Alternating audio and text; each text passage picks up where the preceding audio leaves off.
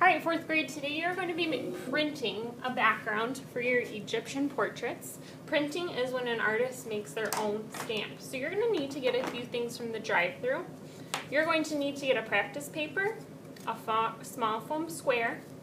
You're going to need to get your paper that's going to be your background, and a messy mat. Also, 2 different colored pens for printing. Now at your table, there are some sheets that talk about different Egyptian symbols. Choose a symbol that you think is interesting. Choose a symbol that maybe matches something that you learned about your god or goddess. I think I'm going to choose the infinity symbol today. So to start my project, I need to draw the infinity symbol on this small practice paper. I need to fill the whole space. Okay, so drawing kind of large for this small symbol. Notice how I'm just sketching. You're using this practice paper so that if you make a mistake, you can erase.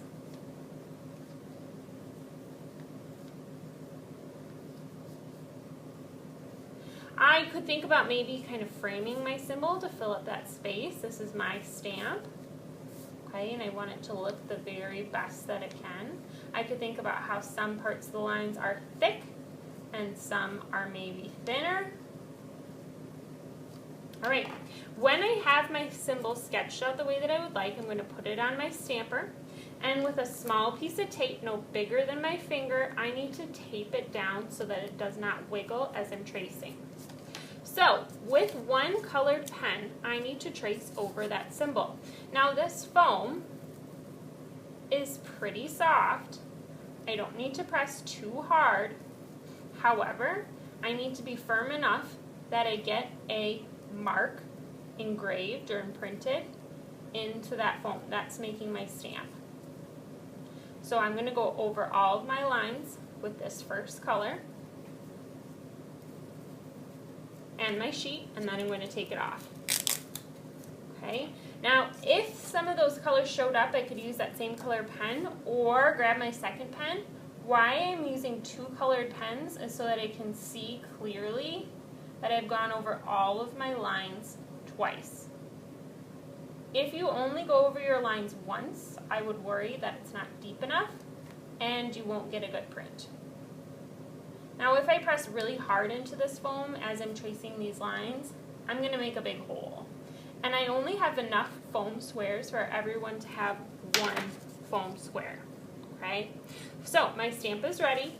I am going to be printing. So around the room are some different colored trays. You may go to the colored tray that you would like to use today. However, once you start, you must stay there. My name needs to go on the back, Miss G, and my class code.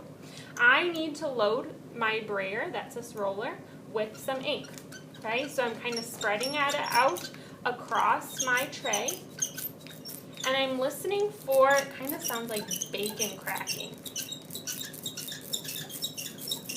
You can hear that over my sticky, squeaky brayer. When I start to hear that kind of crackle of bacon, I know that the ink has spread all the way around my roller. It's not super thick in one spot and thin in another. And notice how I go different directions, up and down, across, diagonal. That's so that I have a nice even layer. So notice my messy mat is down. I'm going to do 1 roll across. And this is kind of tricky just because they're super small. Sometimes what I'll do is I'll leave my stamp down on my messy mat and flip my paper over. This is pretty small. I think I can handle flipping it back and forth. Okay. Line it up with the corner and press. Once my stamp is down, I cannot wiggle side to side. I need to commit to it being that way and gently peel it up. Okay, so my symbol has been stamped on there.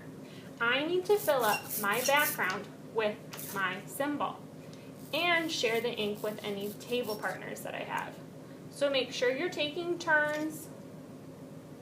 Maybe you could even switch stamps with a neighbor. That could be kind of cool so you have some variety. Notice how I'm going really slowly as I line up that stamp so that I have it going directly across and directly up and down. when you take printmaking in college, the print paper that you purchase is really expensive, so you only get one shot, okay? So as you're lining up that stamp, you need to think really carefully and go really slowly so that you don't make a mistake, because you don't want to waste that paper. Alright, I'm going to fill up this whole background, and then both my stamp and my paper are going to go to the drying rack to dry. Both of those things will fit on my messy mat.